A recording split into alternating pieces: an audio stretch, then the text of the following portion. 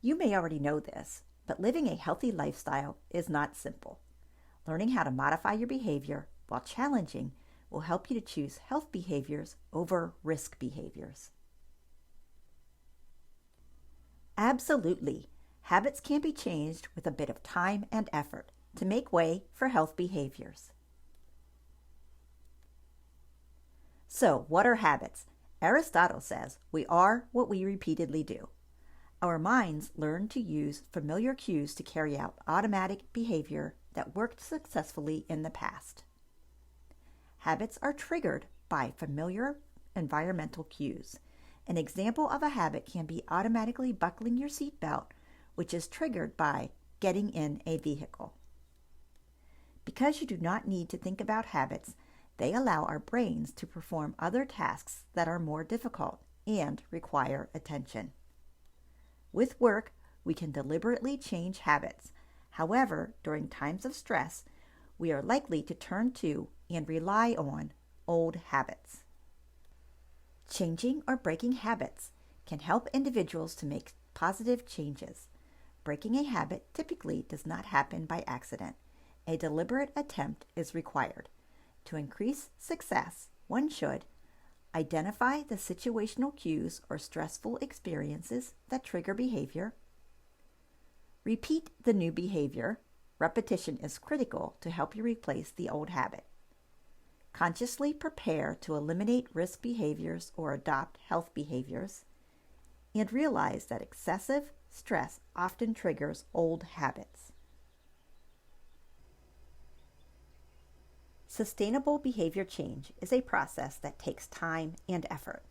The trans-theoretical model, developed by Prochaska and DiClemente in the late 1970s, evolved through studies examining the experiences of smokers who quit on their own with those requiring further treatment to understand why some people are capable of quitting on their own.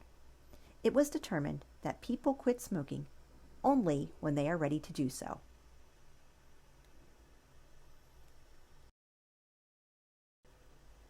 While the stages of change are just one construct of the trans-theoretical model, the model is often referred to as the stages of change model. The stages of change focus on the decision-making of the individual and is a model of intentional change, and operates on the assumption that people do not change behaviors quickly and decisively. Rather, change in behavior, especially habitual behavior, occurs continuously through a cyclical process. Individuals move through these 5 stages to make a successful change: pre-contemplation, contemplation, preparation, action, and maintenance. There is a final stage called termination, which occurs when the individual is at no risk of relapse.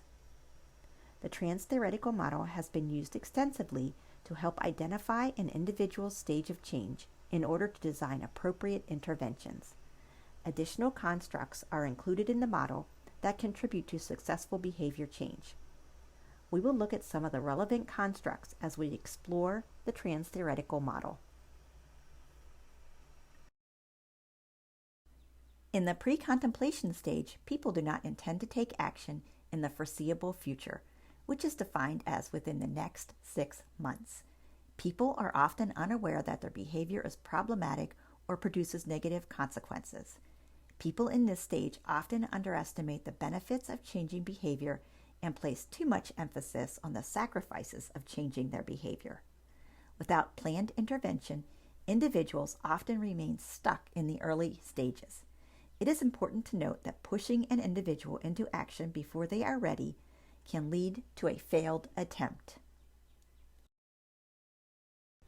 Decisional balance is a great tool to help individuals move from the early stages of change.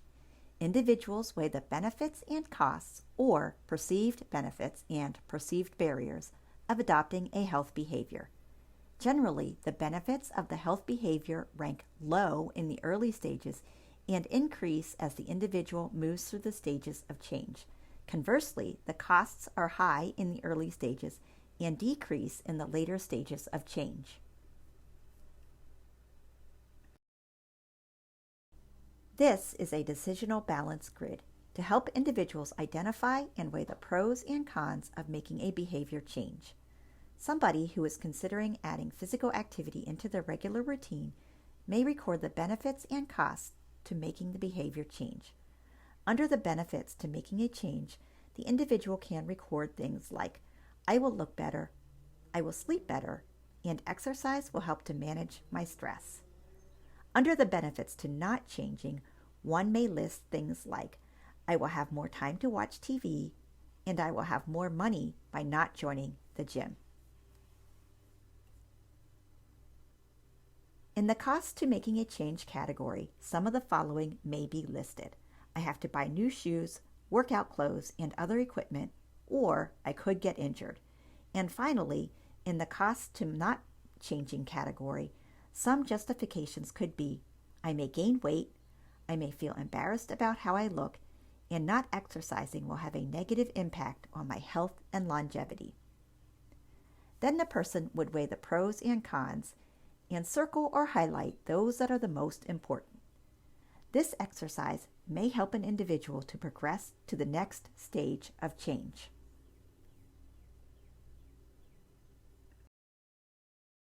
In the contemplation stage, people are intending to start the health behavior in the foreseeable future, defined as within the next 6 months.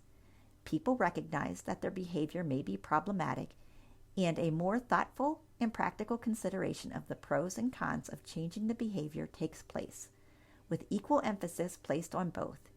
Even with this recognition, people may still feel ambivalent toward changing their behavior.